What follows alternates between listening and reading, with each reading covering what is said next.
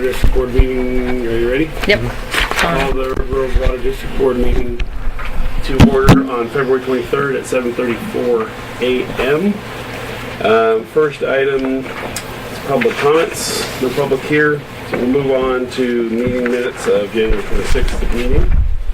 Any comments? Move to approve. Yeah, Joe.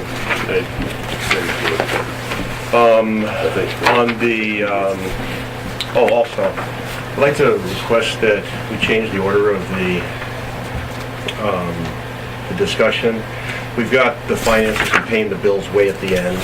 Yeah. Could we bring that forward and take care of that so we're not rushed to get to that?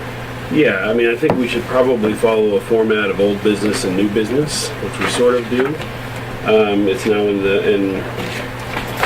finances, approving finances. Is that new business or old business, DJ? From board training you've been in? Oh, it might be. It's stuff that's happened that we're... The only reason it's always been toward the end is that people have requested that they have chance to look at the bills before they do the approval.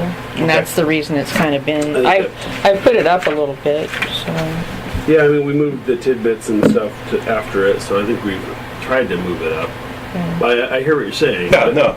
But I think from a procedural perspective of having to review all this stuff, unless we come in and do it at a different time, it probably makes a little more sense. Okay, that's fine. My only comment was on tab 5, page 2. The conclusion that it was apparent that the district does not compensate I don't know if it's apparent to me. Where does it say that? Second page up here. Oh, it is apparent. Okay. Yeah. I'd like to strike that. Which one?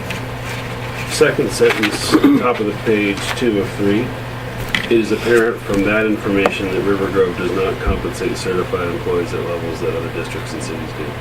I think what we're saying, I mean, maybe... It just is comparison to what the districts and cities...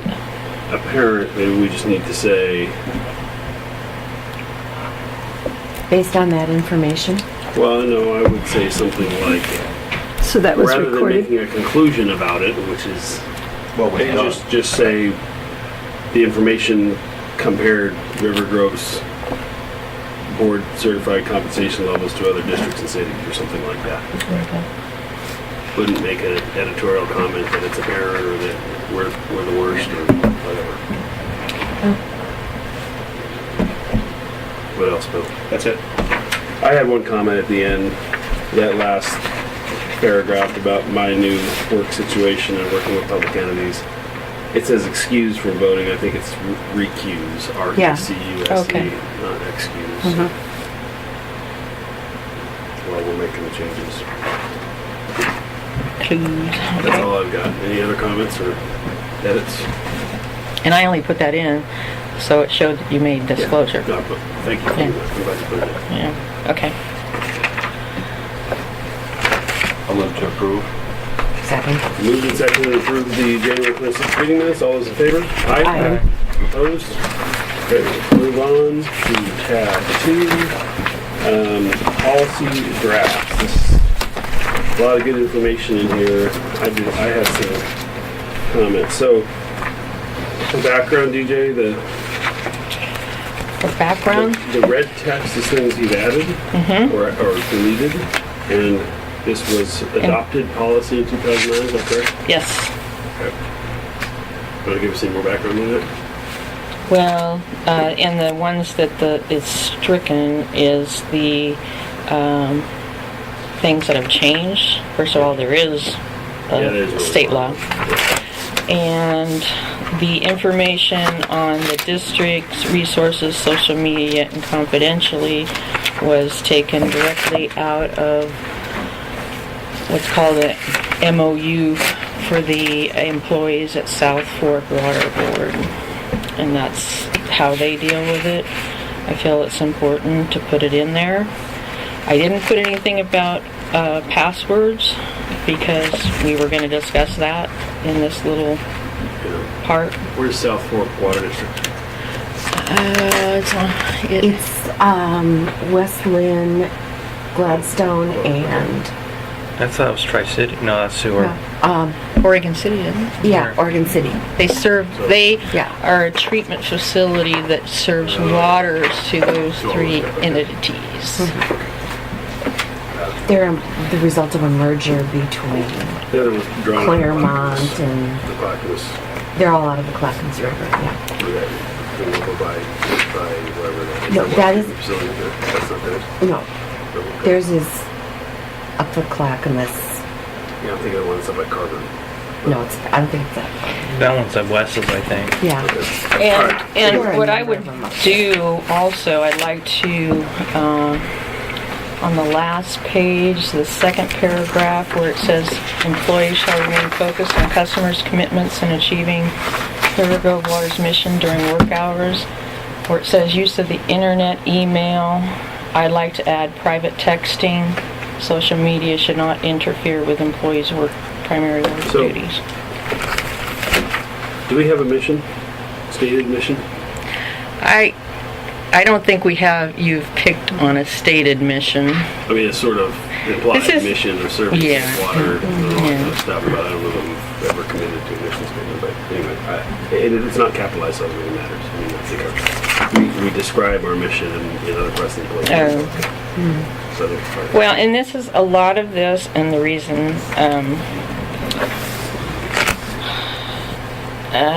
section 4 is also, I got these files from West Slope Water, and of course, and this is their, I didn't go through and do them all to what we have right now, because I wanted to know if the board wanted me to, if they see it as something that they're interested to keep doing. We do need to discuss the password issue, as I'm a, So are you getting any help from SBA on this whole process? I have their management policy. Well, we talked about their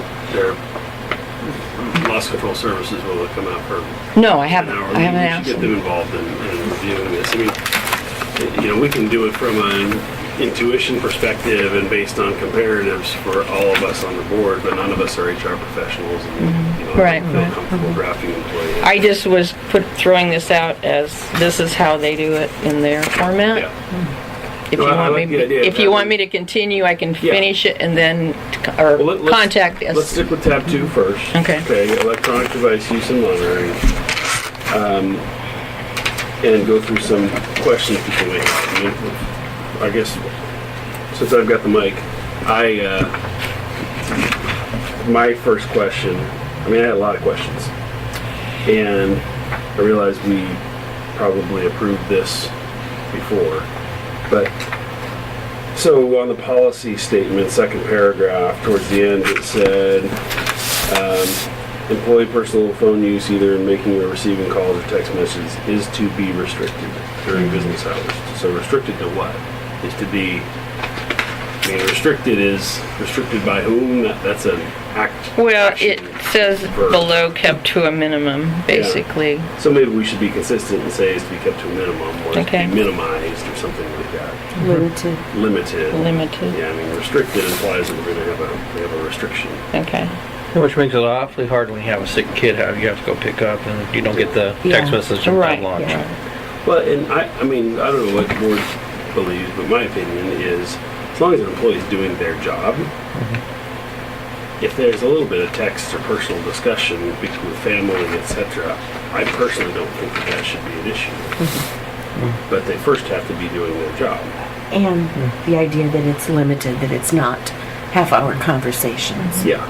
Yeah, it can't be distracting. Because I've worked with those people. Well, it's distracting to the other Yeah. to fellow employees. And if that has to happen, then go outside or get Yeah. a car or something like that. That makes some sense. And there's a thing called a break. Yeah, take a break and. Yeah. But I think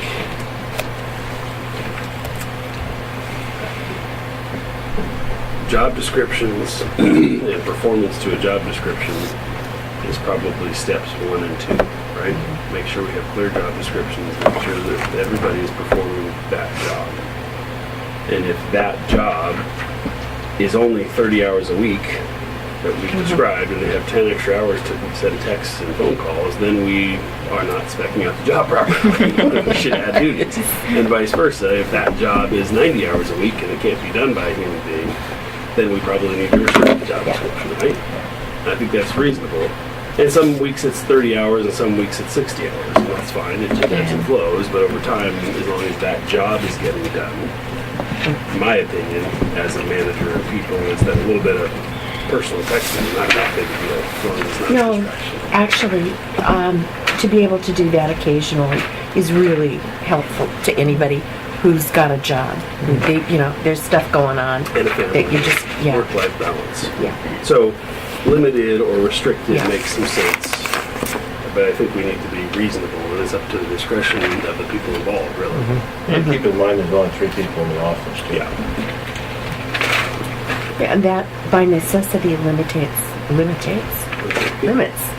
Yeah, I'm Maybe you making could the put word. limited and Yeah, reasonable. George Bush and I are friends. Have you found it a big problem? You misremembered it? Yeah, you misremembered it. Sometimes not. Okay, so that was policy statement. I didn't quite understand the underlined sentence in the first paragraph in the telephone. Do not comment or post on any social media site the district cell phone number as yours and for any persons to contact you on it. That second part didn't make sense to me. The district cell phone number as yours and for any person to contact you on it. I don't know what this was. That's what our last year's intern, he lost his, and so I gave him the district phone for the third one, and he posted on his Facebook, I've lost my phone, here's my new number. So do not comment or post on any social media site, including use of district cell phone. I don't know. Well, yeah, I know, it was Yeah, kind it of doesn't a, make sense the way it's written. okay, I'll clean it up. How about if you just say, do not comment or post on any social media site using the district cell phone number as yours and for any person to contact you at that number. Okay. For personal use. Because if it's work use, Do not comment. Or maybe we should say district cell phones are not to be used for commenting or posting on any social media sites. Or for personal contact or something like that. But that's what we're after with that sentence.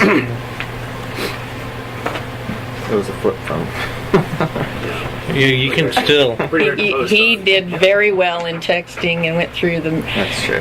the minutes You in can 3 text on days. flip phones. No, you can actually, if you can actually post from a flip phone on Facebook if you have the right number. Well, I remember back in those days before smartphones, kids would be, ABC on the One, first letter. two, They'd be, three. their Yep. thumbs would be moving so fast. Well, not only that, is they had a subscript for, like, L's would be 7s. Yeah. Right. So, That's how that shorthand developed. Next paragraph, I mean, in this day and age, can't we get unlimited voice plans on our cell service?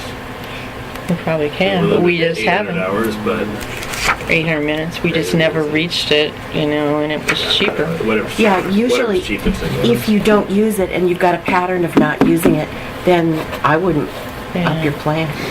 Yeah. Because you're right, it'll cost more money. Yeah. I think we have unlimited data, but we don't have unlimited The minutes. unlimited data, Yeah. that's worth it. Right, Yeah, that's right. good.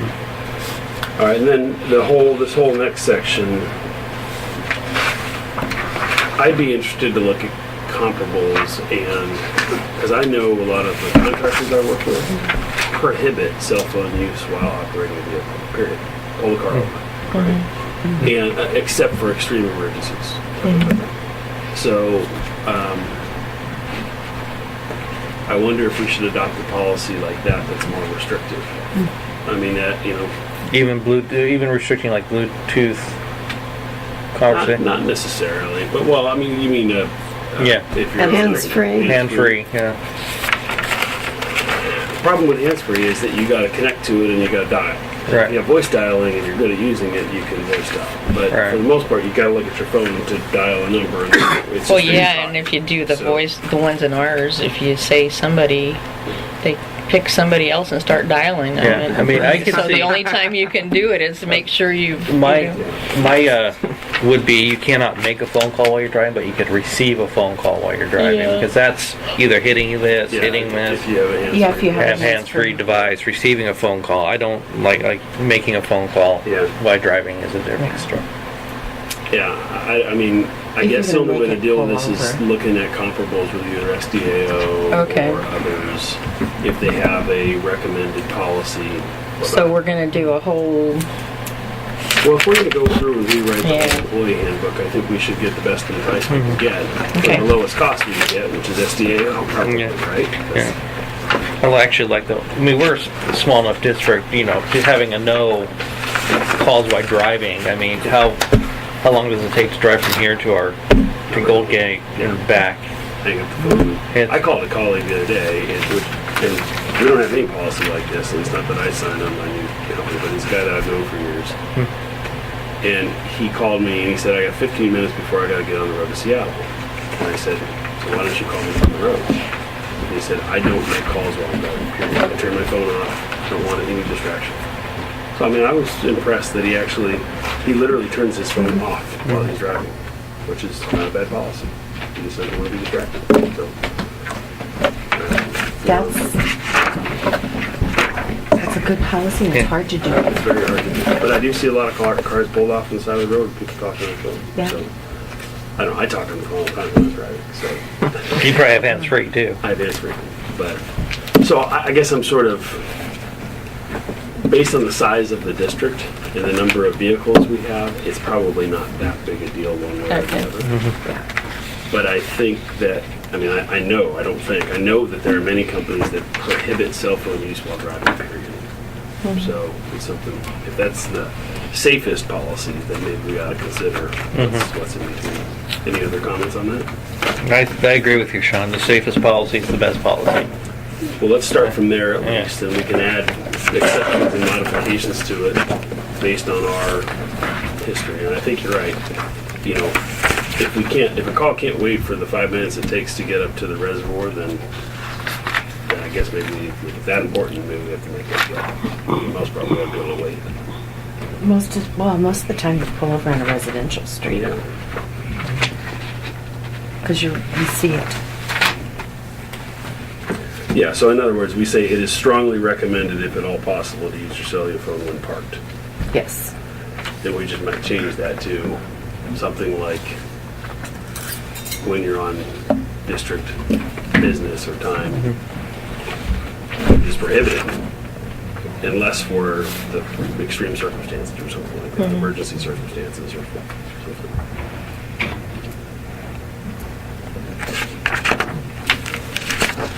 Under emergencies, the last sentence, employees are not expected to offer additional assistance beyond calling for help.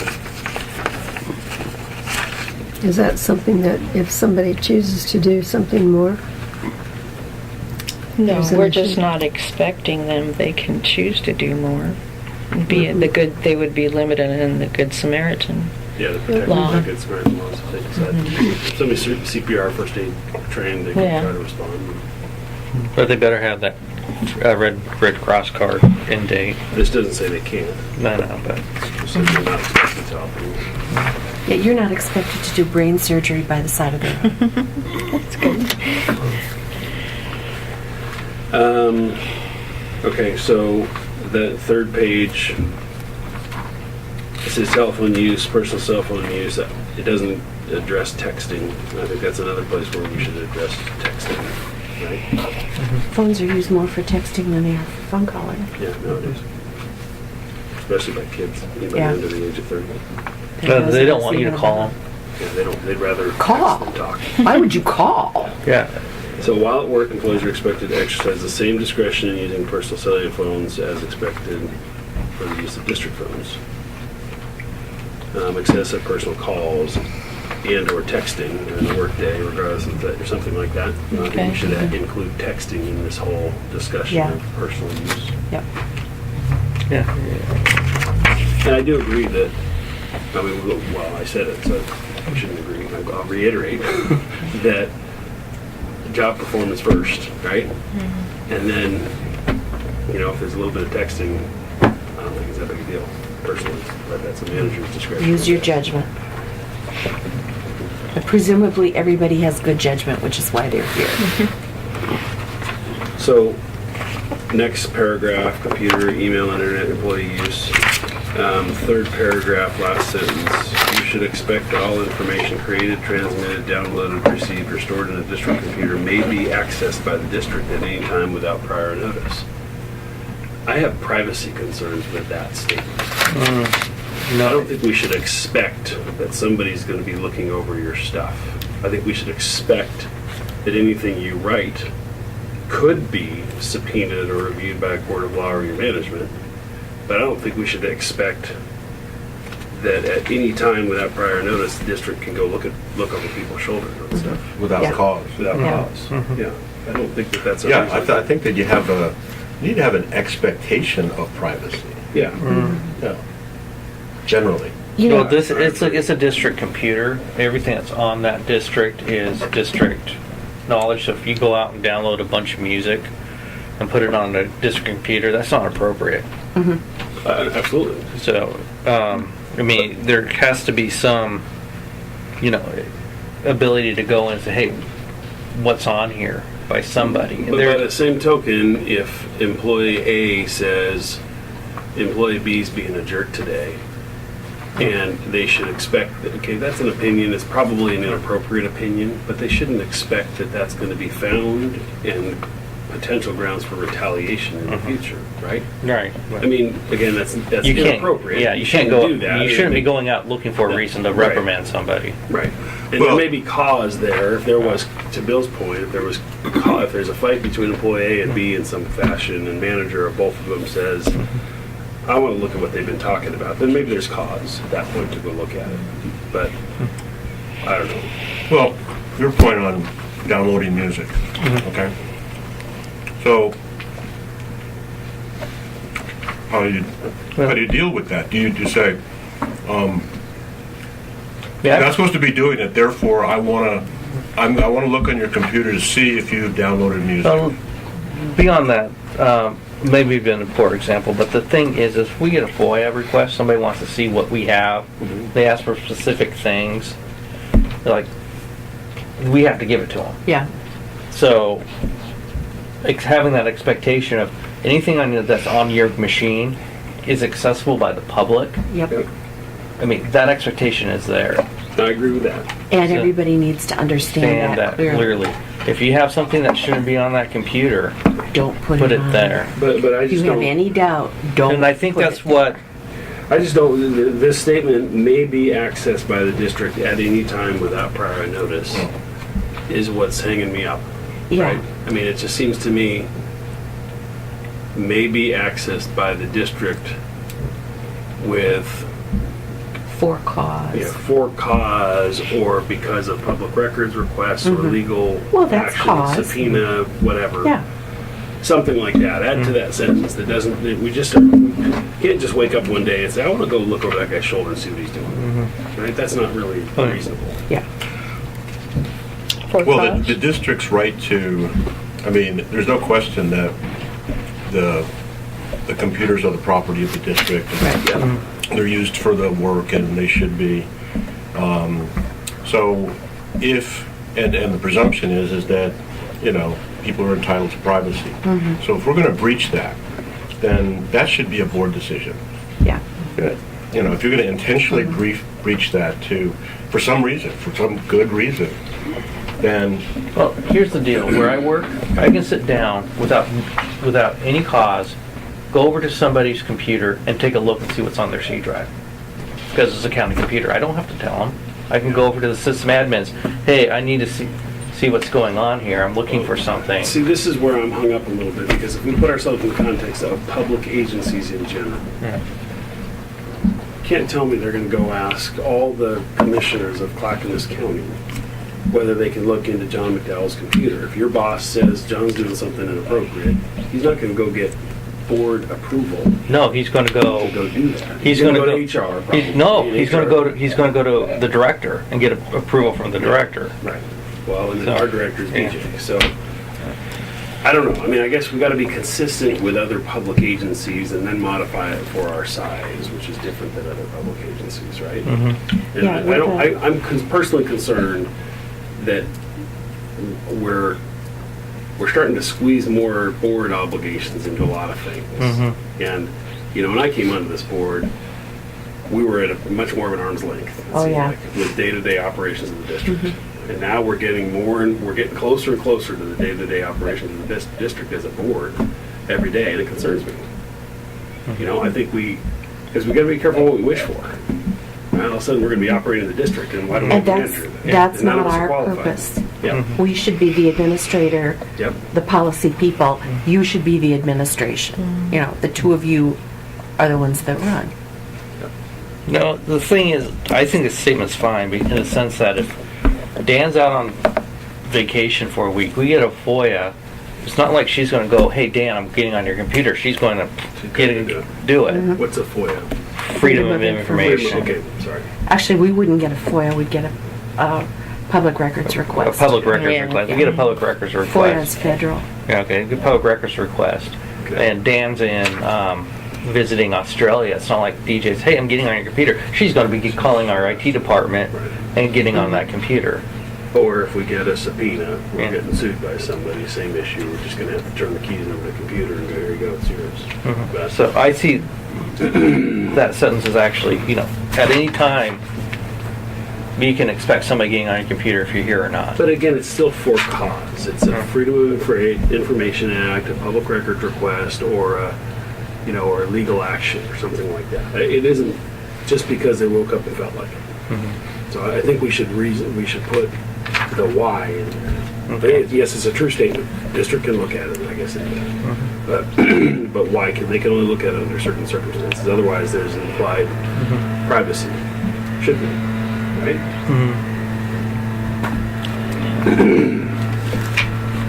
So you think that DJ can make a change like that? I see you writing it. Do you say for cause at any time without prior notice? Does that just add that, or do you take for cause? And what determines cause? Well, for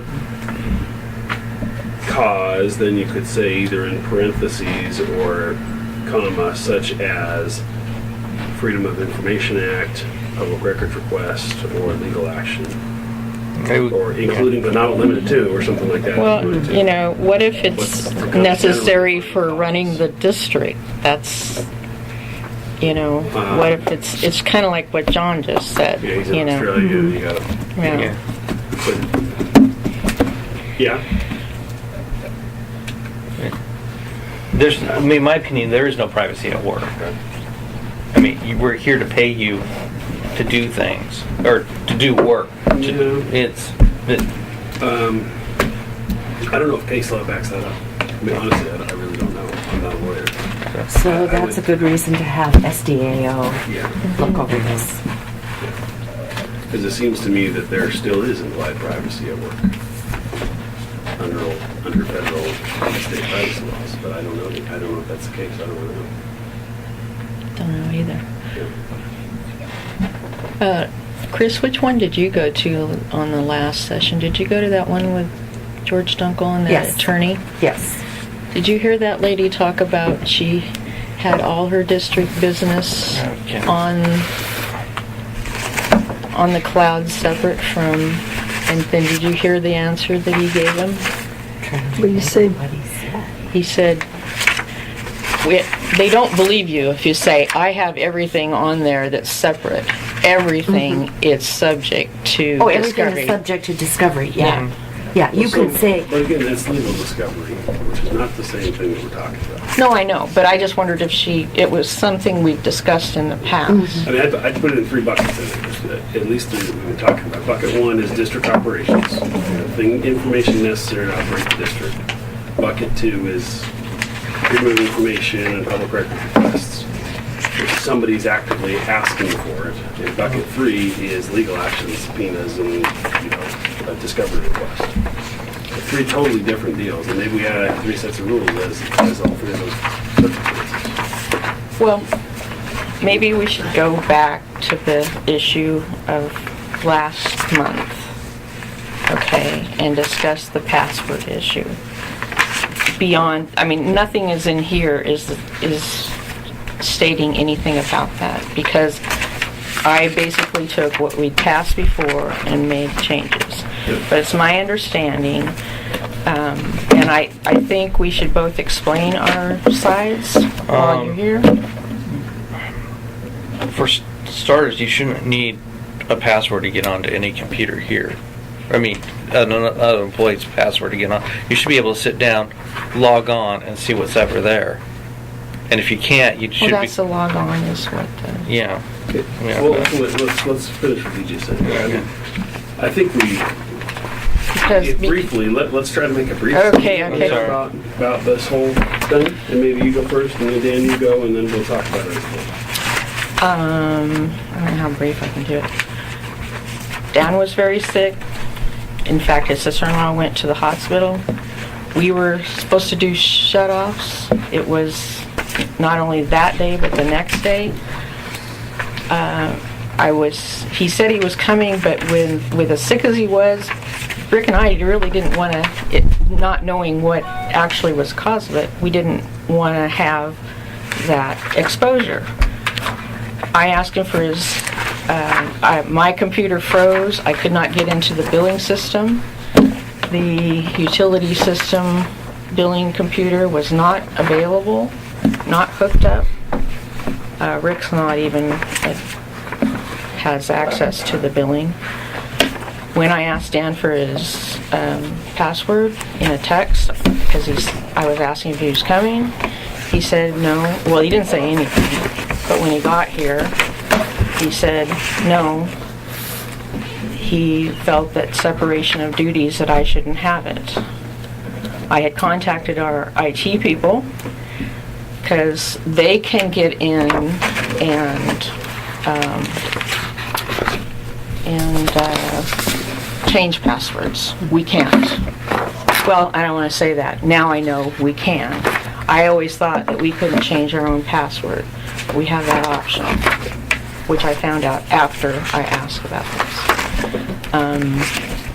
I was told that it was not an emergency. We were dealing with shut-offs that were one day later than we'd even said we were going to do them. I like to follow through with customer, and I couldn't get in to see who'd paid or who not had paid. You know, I just knew who came in the day before and paid what they were supposed to do.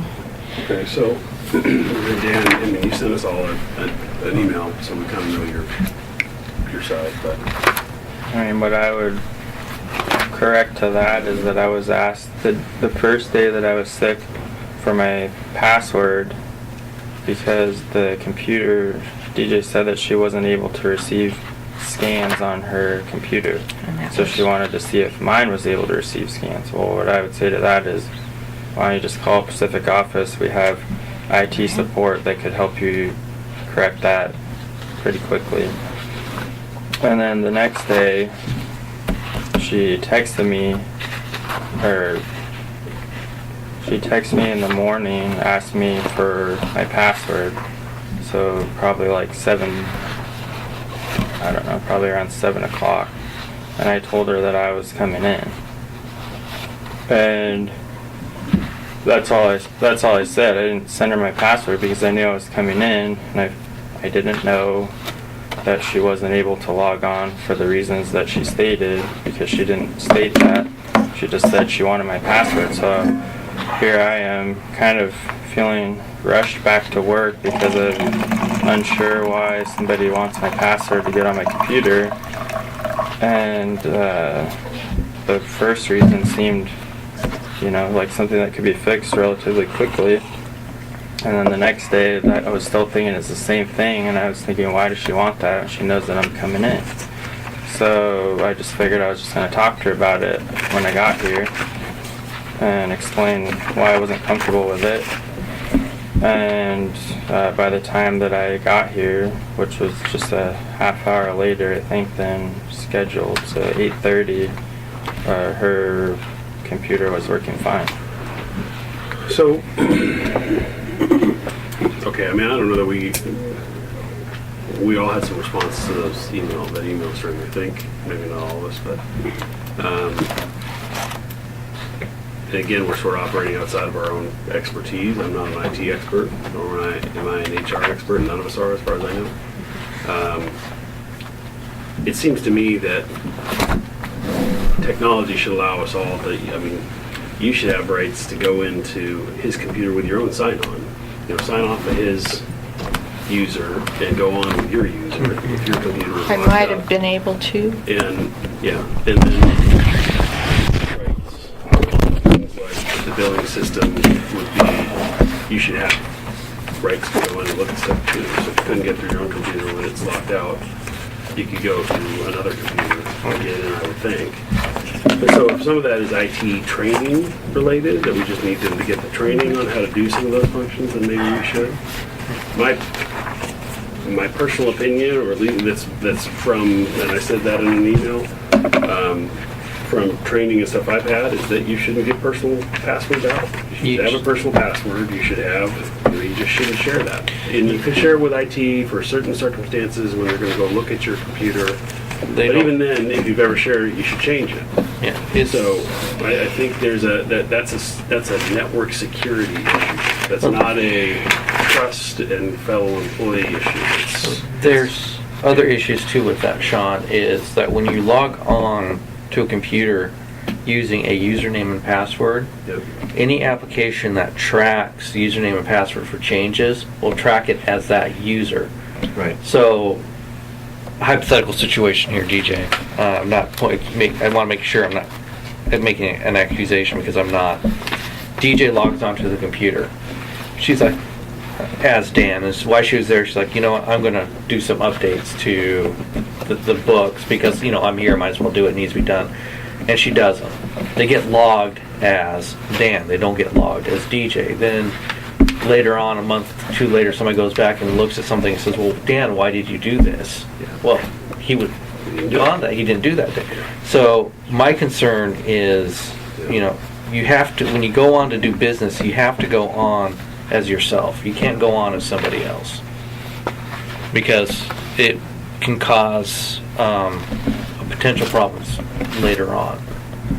Somebody lost their job for partly that reason So in my department.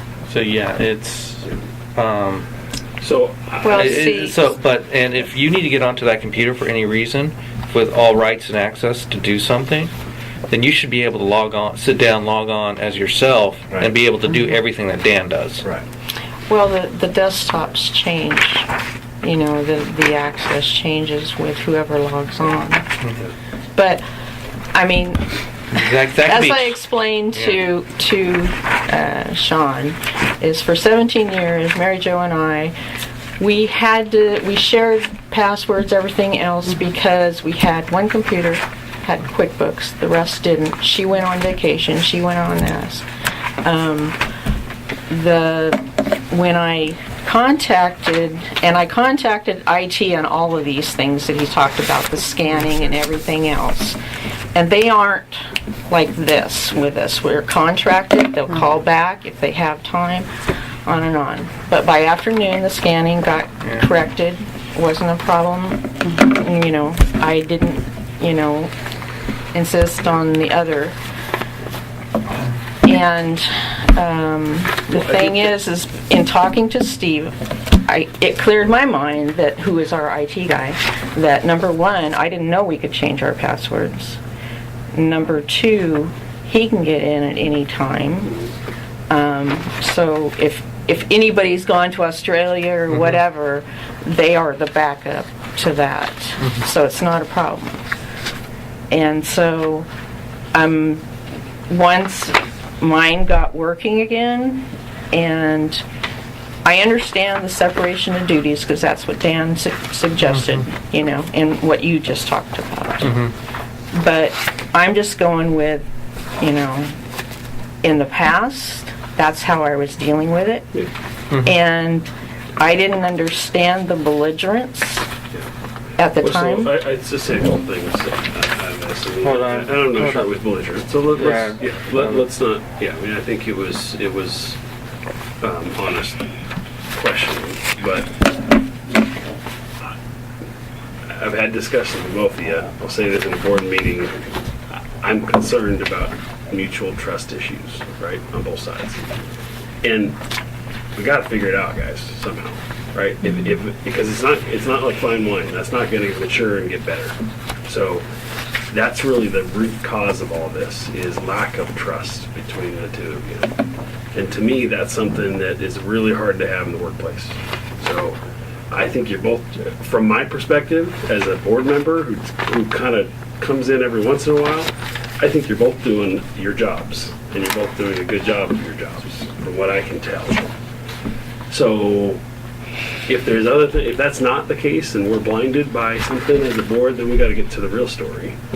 If there's a source of mistrust. But if there isn't, you guys just got to work together in harmony somehow. So I would second that entirely. yeah. Yeah, and we got some generational differences. I know it's a little bit of a different workplace with Rick and DJ here. That's all on the table. We all get it, but that's part of the deal. We've dealt with that as a board. I think we've dealt with it satisfactorily. And For 18 years. for 18 years, so I think we need to figure it out. I mean, Been that long. 19 for me. So, DJ and Rick have a value to the district, right, because of their institutional knowledge. You have a value to the district, Dan, because you're coming in with some new ideas and just serving a job that is essential to district operations. We got to make it work out. So that's point number one from my perspective. Point number two from my perspective, which is probably something we don't want to get into in this board meeting yet, because I think it's a much broader discussion. We need to have a place for people to go with concerns, like my previous statement. And I'm not hand slapping on this one, Dan, because I think you did what you felt was right, and I don't have any problem with that. But we've got to be careful that the board, when, under what circumstances does an employee or an intern or anybody contact the board for discussion? Because again, we should be an arm's length body. We only have authority as a body, not as individuals. So we've got to be very careful about when does any employee go to the board and under what circumstances, and then how does the board respond? So I think we have a little bit of a functional problem we need to solve. I've talked to Steve Shropshire a little bit. He said we could appoint an ombuds person that would be sort of the employment The designated for employment issues, and it could be anybody. It's not just Dan. It could be Rick. Could be DJ. Could be an intern. Could be a new employee we hire in the future. Somebody who has an issue that they don't feel they can talk to their manager about. We're so small that there's nobody else. Right? So you got to talk to somebody, and somebody's got to know how to respond as well. We can't just have a board person that agrees to do the job but doesn't know what to do with it. Right. So it's an issue we have to address as a board. Honestly, being an IT guy, when I got that email, I'm like, oh crap. Yeah. You don't do that, period. And I'm like, do we need to get, if she's had emails in the past, do we need to get a forensic accountant in here looking over everything? Wait, the initial freak out here. Then I'm just like, calm down, like, no. There's probably a long-term practice here that needs to be changed. But I think it's a long-term practice that was based on mutual trust. It is not an issue. And we need to make sure there's still mutual trust. Statement A. Statement B, we need to use the boundaries of technology available to us to protect our system to the best of whatever best practices there are in the industry. And I think so maybe we need to have some more IT training to say, for our IT guy to say, here's how passwords work, here's how you can get into this system and go in as a different user or whatever. I would say, and just adding into what you're saying, is like you're talking about mutual trust, but in the past you couldn't put everything on Mary Jo if something went wrong, because there was one singular account and no accountability. It was an admin, accounting, access, and DJ had access and Mary Jo had access. You couldn't say that Mary Jo did something definitively. Now we're looking at things more closely than ever before, and it's designated to users. So I think that's a really good idea. It offers That's- protections yeah. for both of you. Separation of duties, Yep. and I think you're exactly right. That's the way it should be set. I want to hear this stuff. On the board, the boundaries between the board and management at our company, when I became a CEO, I had a board. So I went to training. We're actually in a board meeting right now. Can I have her call you back? Separation of duties in a small organization is really difficult. Yeah.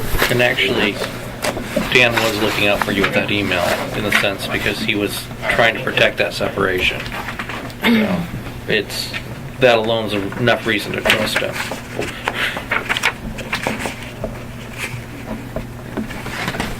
But Yeah, ultimately, yeah, we need to solve the trust issue. and we do. So the point I was going to make is,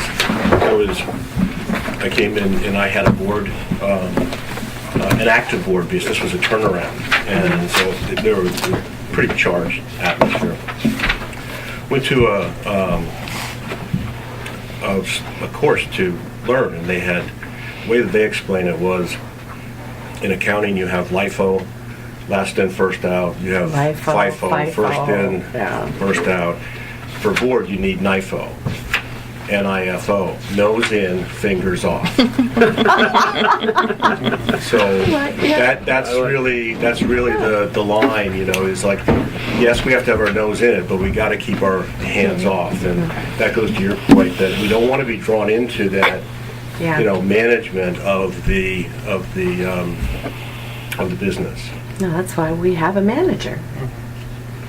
Well, We should be the policy people. Yeah, and we need to trust our manager to do her job in this case. We need to trust our finance officer to do his job in this case. Yep. Until there's a reason not to, Yep. right? And then we go into dealing with those reasons, right? But otherwise, we cripple ourselves with operations, right? Yeah. You got to trust people to do the job that they're signed up to do. You got to have a clear job description.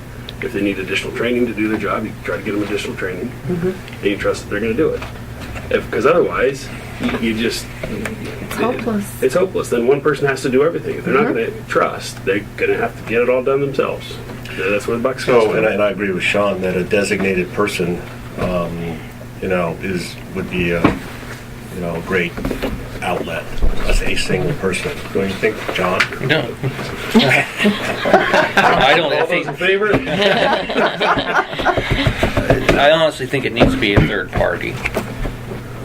Can we do that? I don't know. We don't have a board. We don't have No, do we have statutory like a- enabling for an added person Well, unless it's SDAO or something. Yeah, that's what I'm thinking about. Is I mean, we can it's hire a consultant of some sort, like an HR consultant or something like on.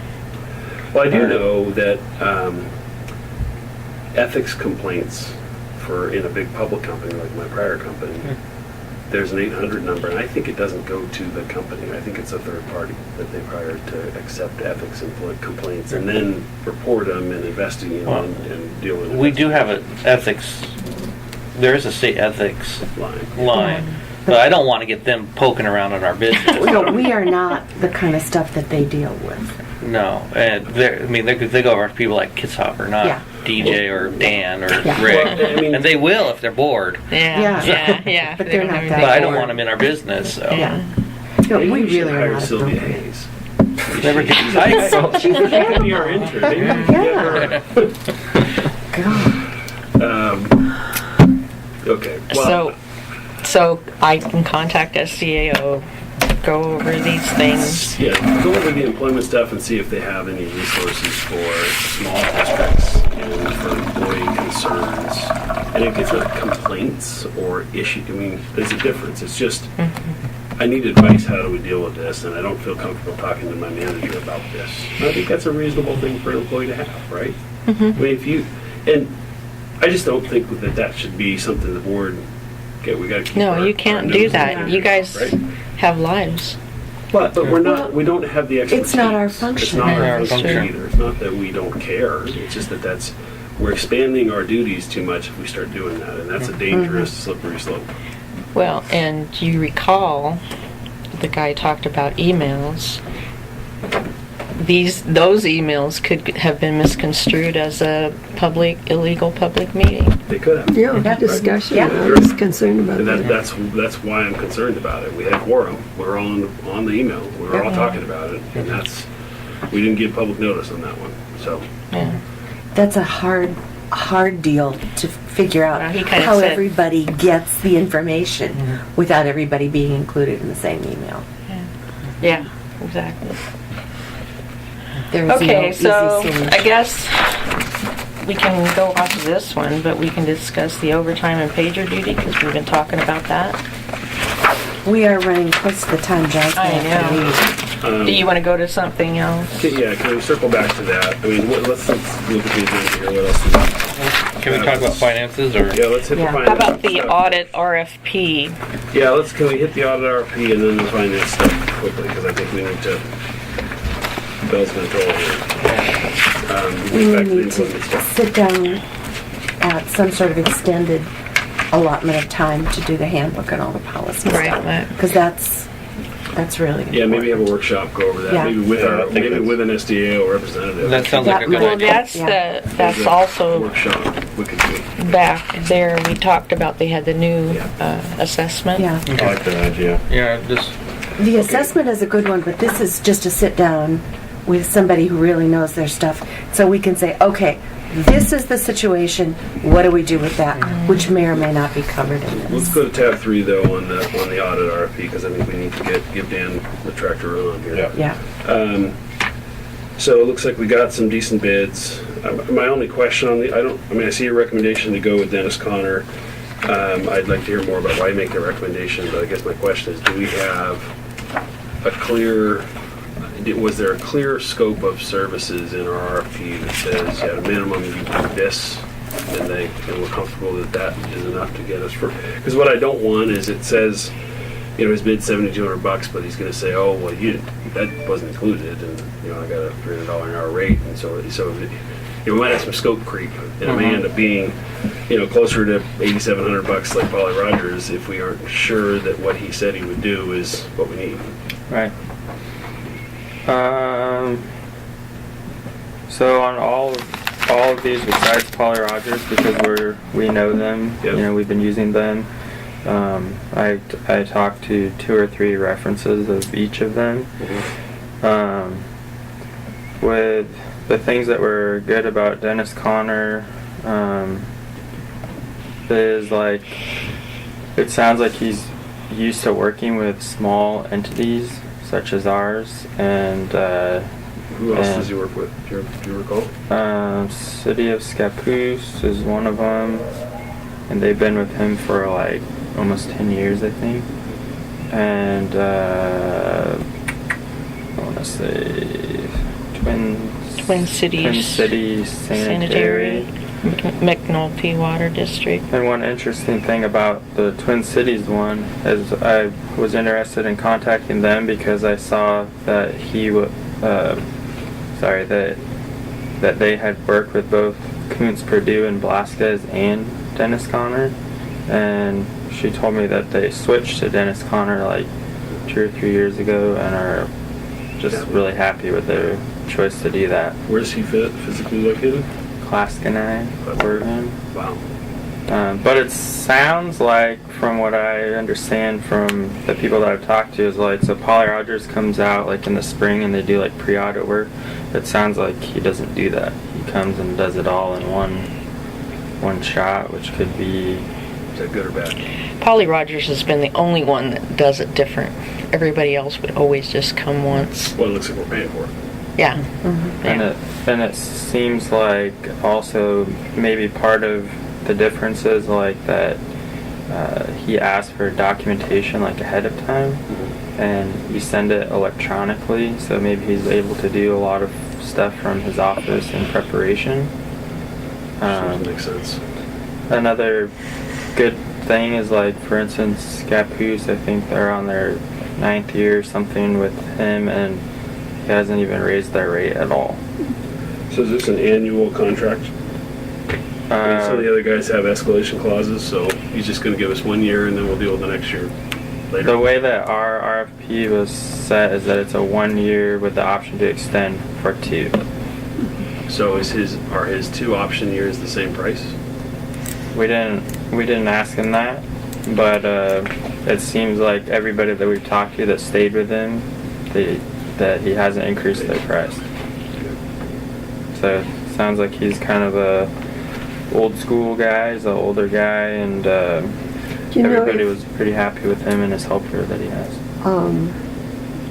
Having had Polly Rogers for so many years, there were a lot of different turnover of people who would come in, I know at least in the fire district.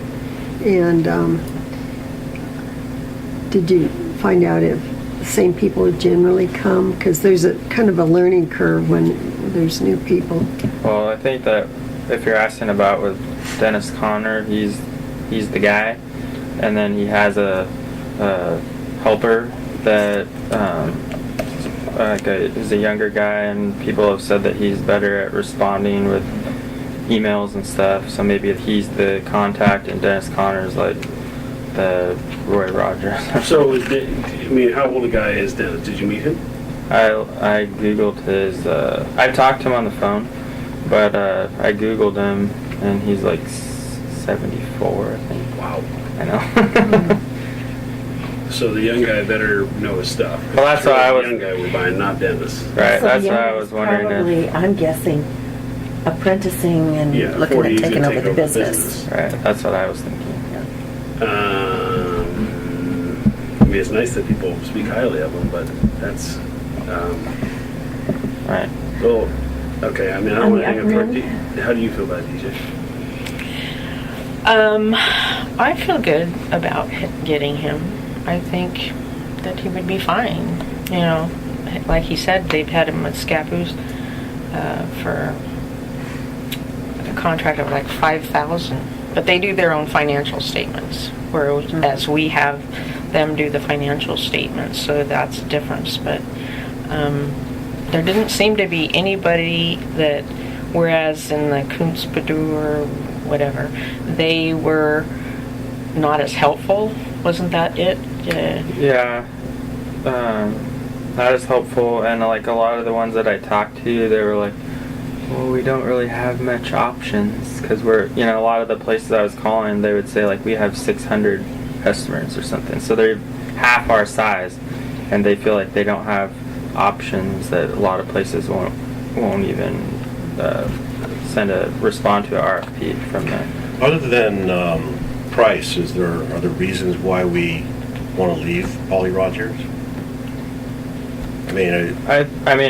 I think that the original contract was set up for 1 year with the option to extend for 2 years.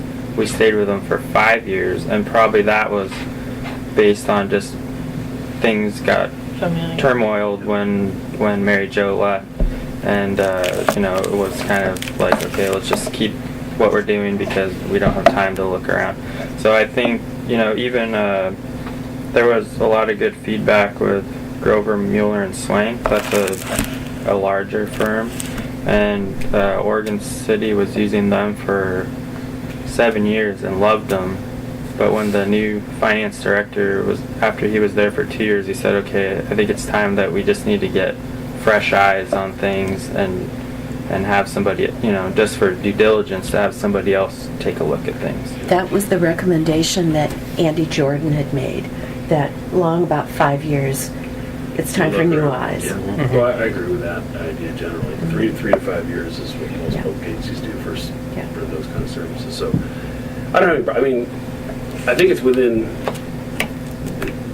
well, DJ's authority to do it, it's not Dan's, but, so do we even need a motion? Well, we like your blessing. I think for the audit. I think it does in the best practice. For your practice. designating your Okay. It your audit does say trail. All to, right, so do we have a motion? So moved. To use Dennis Connor as for our Second? auditor. Okay, moved and seconded to hire Dennis Connor, CPA, as the audit firm. All those in favor? Aye. Okay.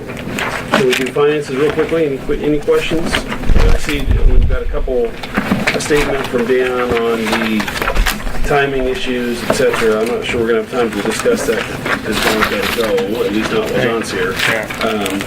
Can we, What I could just say quickly is, you know, I talked with Bill about it in more length, and, you know, as I wrote, I was hoping to wait till we engage the auditor to just get their take on it. yeah, I feel like, you know, I feel like the way that I've been doing it is the right way in my eyes. But if they were open to doing some backdating journal entries, and I still feel there's going to be, you know, these certain circumstances that will cause timing issues even still. I agree. So let's just get to approving financials and paying the bills real quick before John leaves. I move to pay the bills. I'll second that. Do approve finances first. Okay, approve the fine. Okay, do that first. Okay. Get a second for that? Second. Moved and seconded to approve the financial report. All those in favor? Aye. Opposed? Okay. Got a motion to pay the bills? So moved. Second? Second. Moved and seconded to pay the bills. All those in favor? Aye. Opposed? Okay, good. Thank you, John. Thanks, John. Good luck. Okay, so we've gone through we need to go through 4, 5, and 6, and 9 and 10 on our agenda. well, the only thing I'd ask is does this format maybe, or should I just? I like the format. I think the format's good. I think it's something that we should, every employee when they start, including new interns, should review and maybe sign that they've reviewed it, and keep those records on file as part of their employment records. So maybe have a tear-off page at the end that says I reviewed and signed it or something like that. Yeah.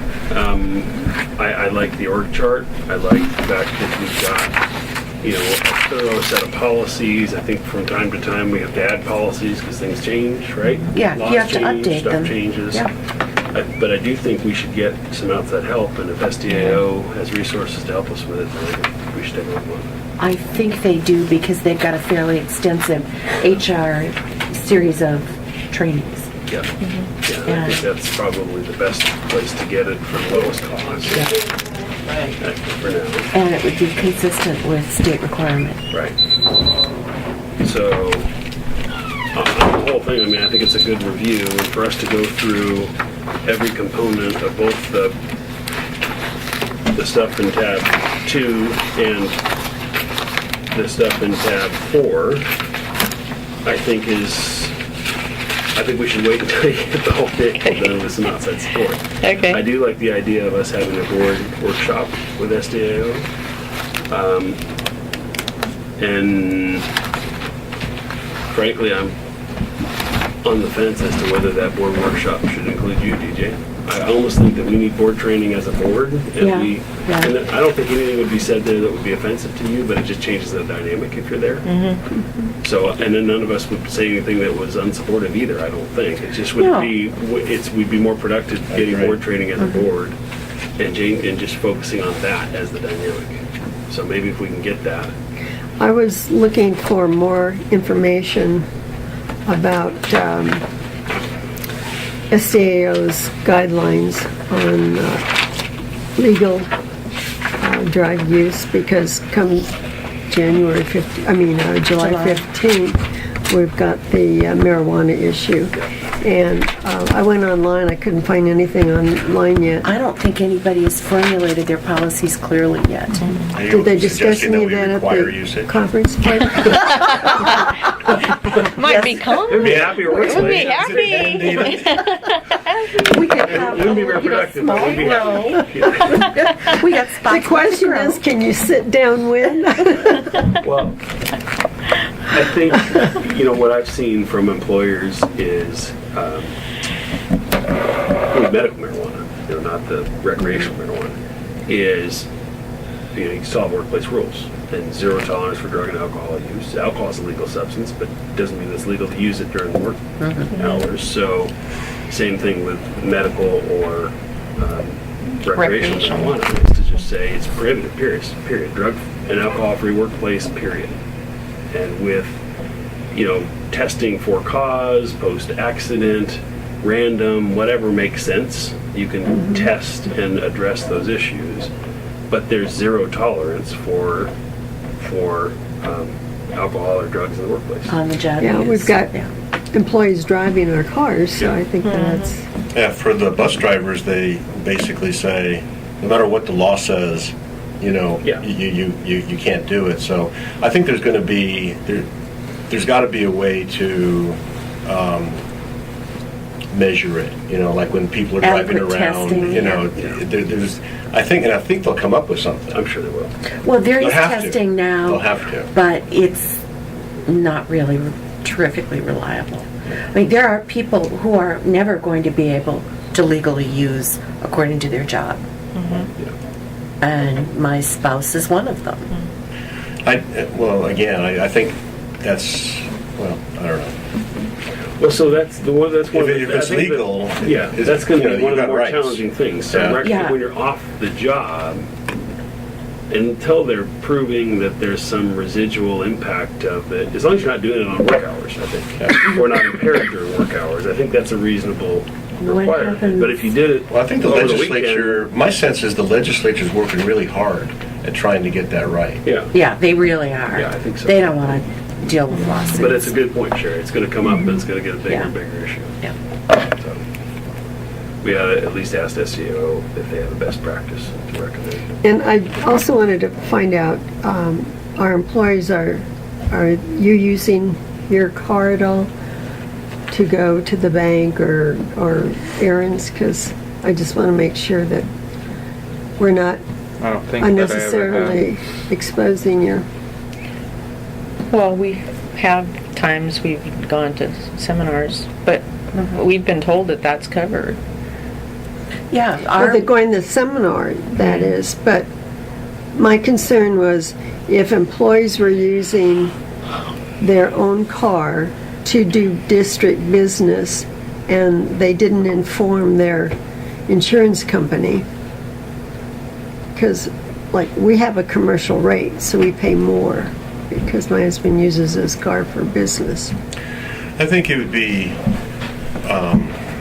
if we had Salesforce, that was out, running around, I think then you probably should have some kind of protection. But I don't know if So we have through SDAO non-owned auto liability.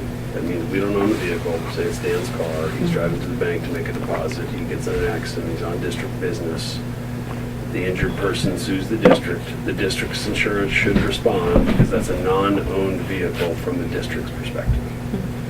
So now, if Dan did something personally negligent, we could have two claims there. His own auto insurance might get called into play also.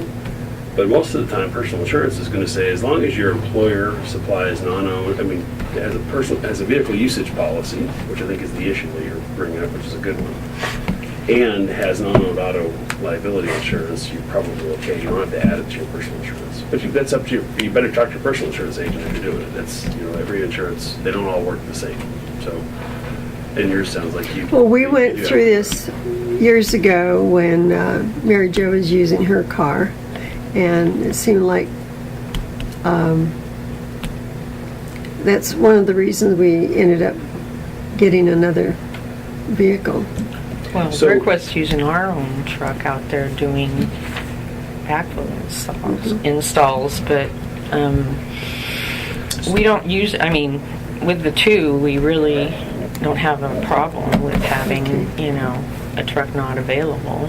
Just for, you know, short things, but if you're going to, you know, the seminars, you know, because, you know, Dan's got, well, Rick and I are going to take the Ford to Sun River, but Dan's going to the beach, and I'm sure he does, you know, probably won't think about taking the Chevy or something like that.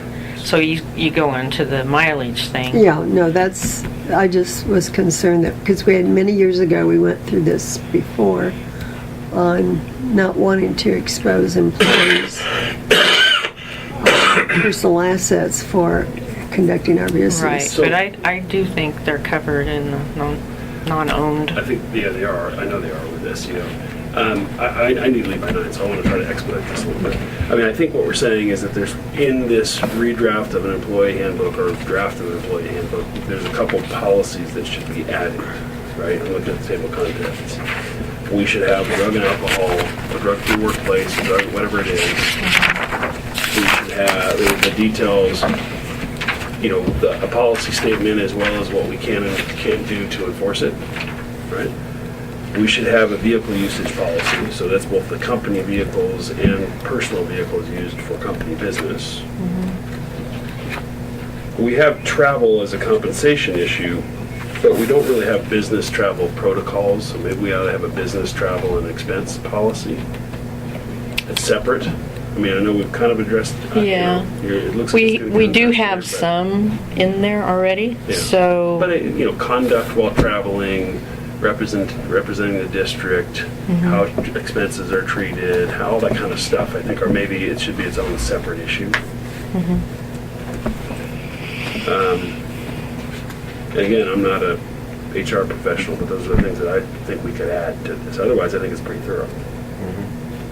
If whoever reviews it from SDAO says, oh, you also need a policy on this, I Yeah. guess we could add some things to it. But I don't think we should spend a lot of time on it today until we get a...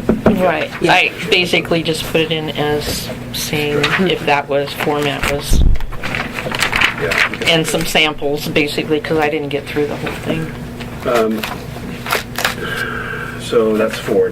Tab 5, we got 15 minutes. Go, folks, this is going to be a long discussion. Maybe let's go to tab 6 real quick. The SEO Consulting Board Assessment. I think, to me, that's kind of a no-brainer, right? We need to spend a little time with them coming to talk to the board, right? Yeah. Would that be in a board meeting or a separate board workshop? No, it would be separate board. Let's figure out how to get that scheduled and Okay. try to get some time with everybody. Does everybody agree with that? Yeah. And I think we certainly need a quorum of the board members, but it would be preferable if we have all 5 of us there. Maybe it's an evening or something like that. Yeah. If they're willing to do that. Okay, so that's 6.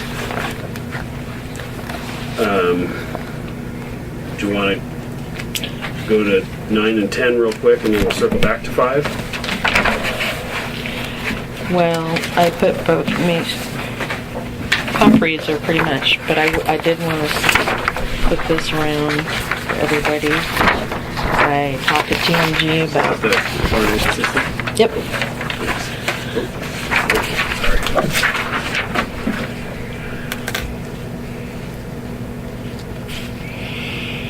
Oh, they will do that. Okay, good. so that's taken care of. Good. I mean, it's not a tolling agreement specifically, but it's a written agreement to extend the warrant. It gets the details of what they extend. And the attorney is working on the tolling agreement for MSA. Okay. Okay. And just, Anything else really important on tab 10 there? Hilltop Creek meeting.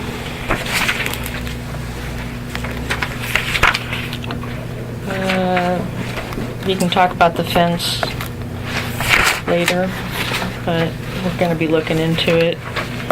And then everything else, and we had the pre-app for Hilltop Road. That's interesting. I don't think there's anything else that I have for, and pump reads are just going down. Yeah. And Well, let's start got our that up first again. application for the source water grant.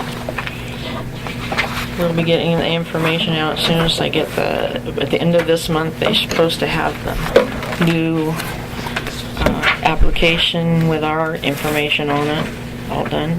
We'll probably be putting out An RFP. that's it on that, 9 and 10. Okay. Okay. Any other comments or questions there? 9 or 10? 9 and 10 tabs. Okay, so let's go back to 5, staff plans. Let's try to do this efficiently in a few minutes. I mean, as far as intern, thanks for the supporting stuff and the analysis, DJ. I mean, I think it's good to kind of put in context the impact Right. of unemployment. It's not that big a deal. Yeah, when So you it see sounds like- just what, when you see everything Yeah. within a year. So it sounds like you're recommending that we continue the internship program the way we've been doing it. I guess I don't really have any problem with that, given the data that the analysis you've done. Anybody else have any questions or concerns? Or, I mean, Yeah, I'd like to, I mean, what we've got here is he's gonna maybe do some testing. I'd like, if we're gonna get an intern, I'd like to understand, for example, what Rick's input is that the intern would be working with Rick as well, right? primarily. So what does Rick want out of this? And what kind of responsibility is he going to take on to make it a worthwhile experience for the intern? Well, I introduced him to him and he talked about what would be expected of the intern to Brian and everything, and he seems that's what his. So Usually when we go out and do testing, we go out and go with them for a few tests, but they basically go out and do their own, and So we give them a that's schedule. basically what the primary goal is going to be, is testing. Right. The annual test. And that's more a point in time, a seasonal issue that we have during that time of year. Has to be done once a year. Okay. And we usually get him involved in shut-offs and everything else too. That way he goes out with Rick instead of me going out there, and then there's two in the office too when people come in, whether they're mad or whatever. We've had issues over that, but anyway. So it's nice that we've trained them so they can go on and get gainful employment somewhere else. I mean, we've talked about, we also have a succession planning kind of a commentary in here. It sounds like Rick is going to be out the door before you will, if all things go as planned. So from a water operator perspective, we need to start thinking ahead, I think. And again, without John here, I'm not sure if we want to have a complete discussion about it or if we even can, but succession planning in two components is going to be important to us. And we've talked about the idea of getting Dan up to speed on being an operator. The downside of that, I think, is well stated in here, which is, while that may be a decent plan for the future, what it does is reduce Dan's ability to do his job here in the office. Yeah, and so how do we cover that? And to my statement before, we got to have gainful employment 40 hours a week of a job description. And if the finance manager, director, or whatever we're going to call it, finance officer is not a 40-hour-a-week job, then we have other issues. Right? If it's a 40-hour-a-week job, then I don't see how we can get 10 hours a week in the field, unless we got somebody else doing some of the 10 hours that are being used And then somewhere you get into the problem with, now that we've separated things and he's the main finance officer or a finance person, then you get somebody in that's trying to, and maybe access to the different things, and then they end up messing it up, and the whole. Yeah, I mean, there's probably things we could safely delegate off of Dan's desk to another person if it was managed properly, but I think the real question is, why would we do that? I mean, we can control it, I think, carefully, but at this juncture, is that where we want to go? And I think, I'm thinking out loud here, folks, so stop me or disagree with me if you will, but I think the plan with Dan getting to speed more on operations is a 7-year plan based on DJ's timeline. It's not a 2-year plan, which is Rick's timeline. So it seems to me that maybe we're a little early in the game to be employing the plan to diversify Dan's background, because that's 7 years. Maybe 5 if we want to have a 2-year succession plan for DJ. So I think we're too early. Plus, Dan's 1 year into the job here. So I think maybe we focus on the job here as finance officer or finance manager and get focus on that job first. I have one thing I'd like to get either on or off the table. And one of the things you have in here, DJ, is that you have concerns. What you say is, I have concerns that I have expressed those concerns to Dan, that until I see proficiency in the finance position, I can't see him going off and doing something else. So,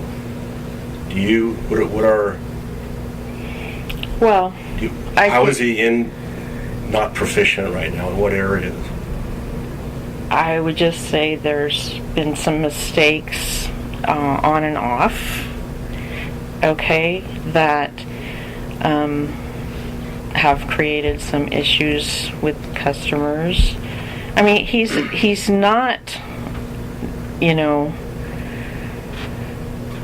I don't want to say, he's not doing all these things wrong. What I'm saying is there's things that need to be done that he hasn't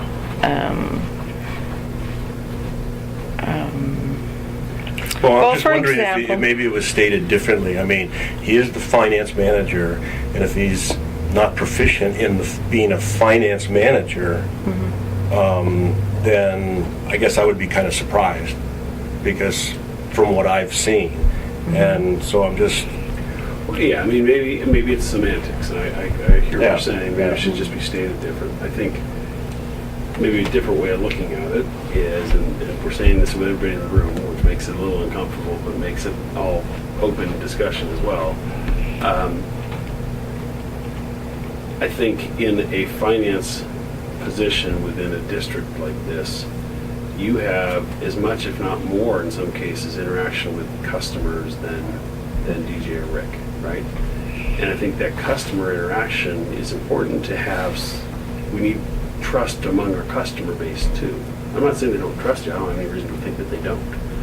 But when there's consistency of a couple of years of tenure in a position, people are going to say, man, the district is well managed, it's structured right, Dan's the guy, Dan does all the finances, and we trust him, and he's the guy, DJ does, and Rick do all the operations and the overall management.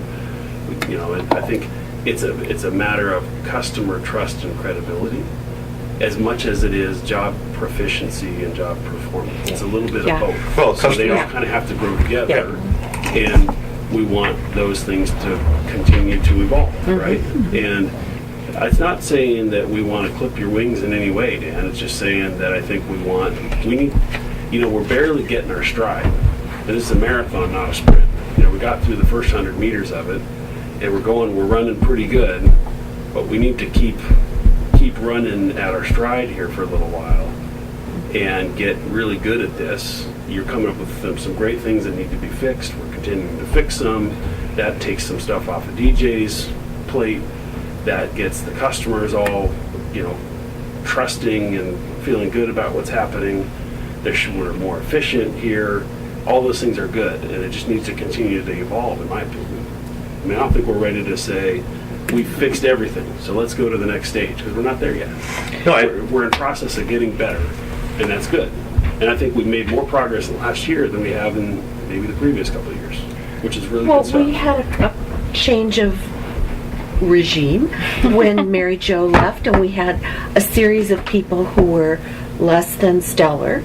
And now we've got Dan, who's done a wonderful job of bringing stuff up and updating, and we should not expect that he's going to have 15 years proficiency with a year on the job. Well, I'd make a distinction between proficiency as a finance manager and a proficiency in customer service. They're two I agree. entirely They different are. things. They are So entirely that's what I'm really Yeah. addressing. And that, a certain amount of that just takes time.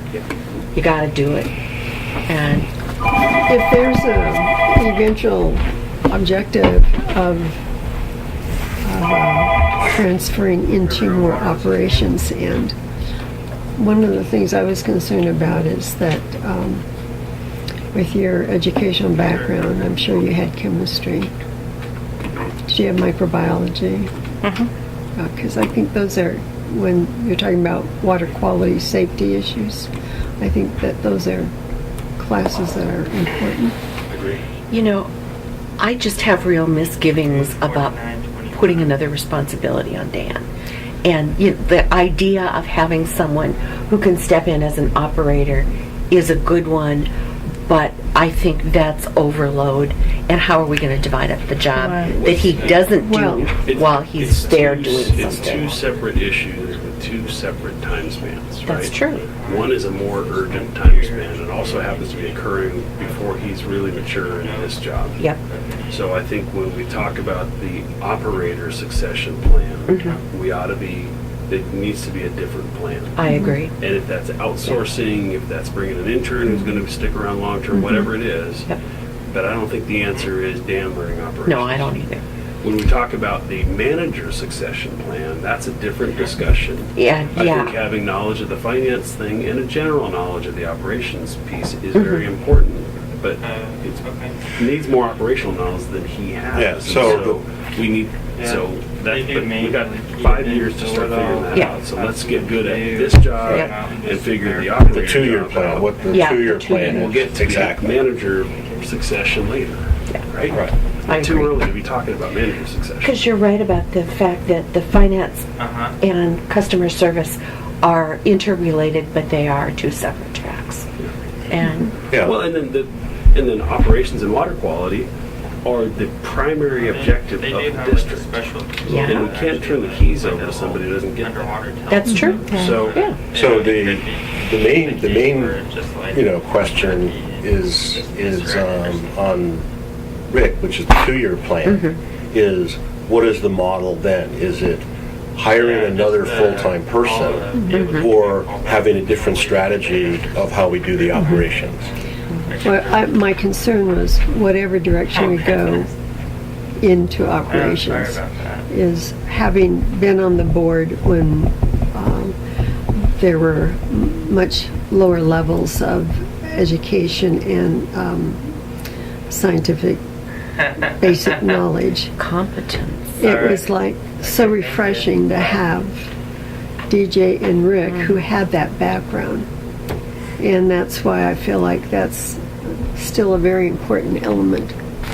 No, I wouldn't disagree with Yeah, I that don't disagree at with all. that. I think we need to focus on the game plan. I think we're right on the plan. We're doing everything we need to do. We've got a finance person who's rolling up the sleeves and getting that figured out. We've got DJ who's still committed in managing the district, and we should support DJ until there's a reason not to. And I haven't ever found a reason not to in the last 10 years. And we should support Rick as he tries to transition.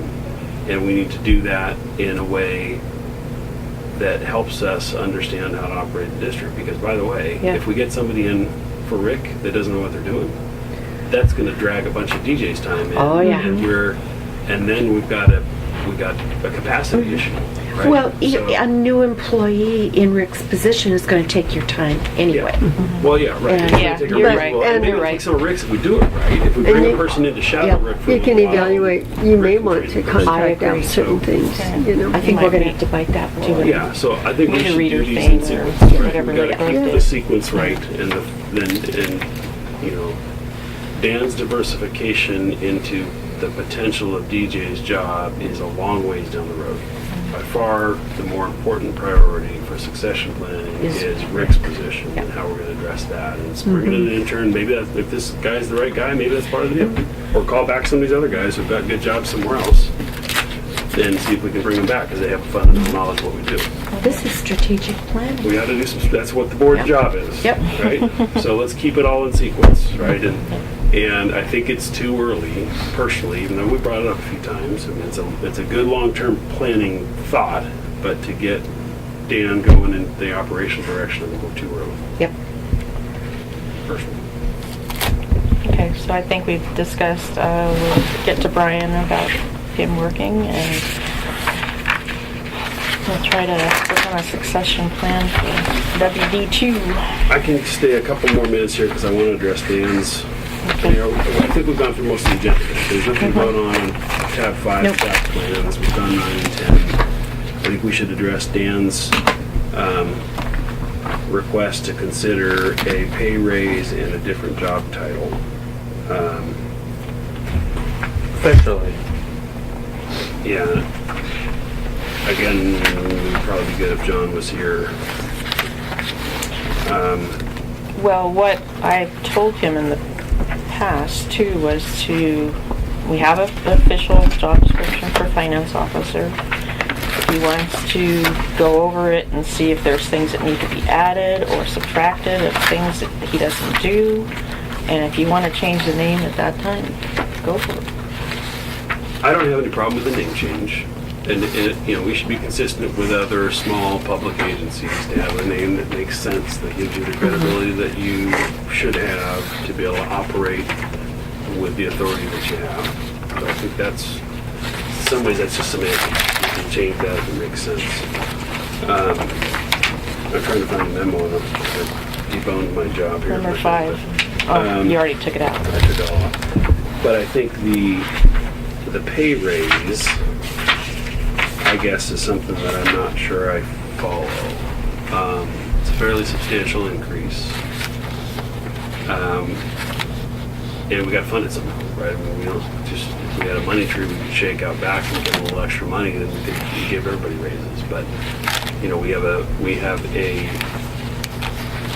master plan and a rate study that says we should be raising rates for operations and to build a rainy day fund. And I guess implied in that is compensation, keeping up with the market requirements of compensation. But 7.5% just seems like it's more than market, I guess. Any other opinions? I think that we should consider compensation as the group because, you know, we've got everyone. And so that's part of the budget that we have to go through. Yeah. So we have this as a starting point for, you know, Dan, and but we've got Rick and DJ to talk about, so I think we should get it all together and see what the cost is. That's a good way of looking at it. Well, one of the things I think we need to do at this meeting is to appoint the budget officer. And what we've had in the past is to be as the officer and the finance officer as the assistant. But I think that was one thing the auditor got on that one time. They couldn't find it in the minutes.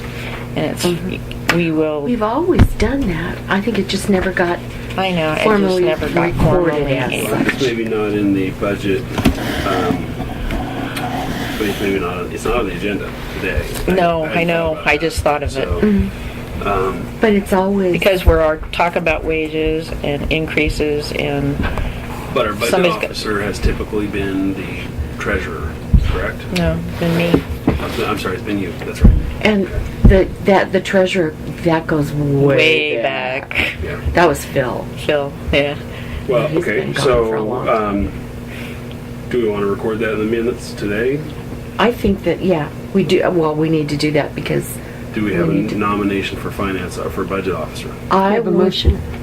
Yeah, I would make a motion that DJ be appointed as the district budget officer and Dan as the assistant budget officer. Motion on the table, we have a second? Second? Moved and seconded to approve DJ as the budget officer for the current budget cycle. All those in favor? Aye. Aye. Opposed? Okay, so let's move on with that, get in the board meeting minutes so you can Okay, start that thank you. process. DJ. Sorry, I just, And I completely agree with Bill's statement that we ought to talk about employee compensation as part of the budget process, because I think that's the appropriate Yeah. place to do it. That's why I brought it up now, because we're starting to, Yeah. You're starting to put it Numbers. together. Yeah. Yeah. Right, so now you have a CPA, you got, that door open to you, Yeah. which we didn't have. Yeah, so, let's just follow the bells and ball here procedurally with respect to the versioning and the timing issues, get the opinion on the new, hire them, get some discussion going on how to deal with that stuff, get them engaged in the budget process to extend the need to. It's all good sounding board, all that kind of stuff, so yeah. Do we want to talk about when we want to do the sit down to talk about structure? With SDAO or We really opened up a bunch of can We of have- worms. yeah, there's lots we of got worms out multiple there. stuff. yeah. I'm trying to decide. Do you where want we it need to separate, start. or- Well, the problem is if you try and do it all at once, you're going to be here for 12 hours and we're not going to be very productive. But you don't want to break it down into so many pieces that it becomes a burden. It seems like there's three major components, right? The first major component is this notion of an ombudsman or board and mid and staff communications. So that's issue one. Issue two, I think, is just general board training per the thing that SDO has offered us. And issue three, I think, relates to the employee handbook, but that's more of an operational issue, isn't it? It's not really a board issue.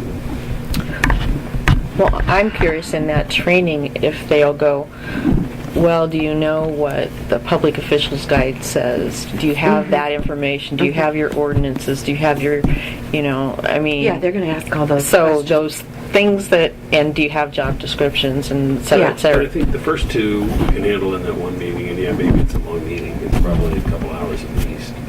But we can deal with board responsibility and training and refresher, and in the same time ask them questions about board and staff interaction on the CR size and best practices. So I think we can start establishing something on those first two.